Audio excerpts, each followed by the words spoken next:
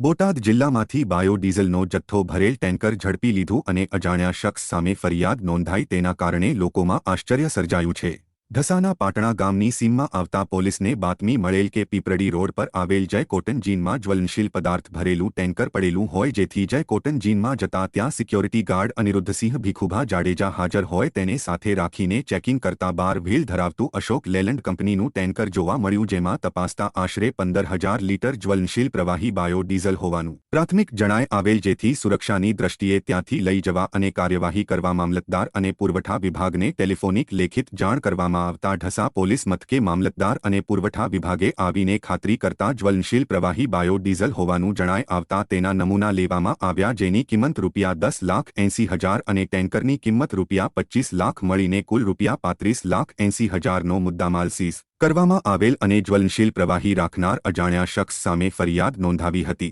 જો કે સવાલ એ થાય છે કે જ્વલનશીલ પ્રવાહી બાયોડીઝલ ભરેલું ટેન્કર જય કોટન જીનમાંથી મળ્યું તે કોની માલિકીનું છે અને આની પાછળ કોઈ રાજકીય કે મોટા માથાઓ સંડોવાયેલા છે કે નહીં। ત્યારે બીજી તરફ બોટાદ જિલ્લામાં છેલ્લા 2 દિવસથી જ્વલનશીલ પ્રવાહી બાયોડીઝલનો જથ્થો ઝડપી લેવામાં આવ્યો હોવાની ચર્ચા વેગવંતી બની છે।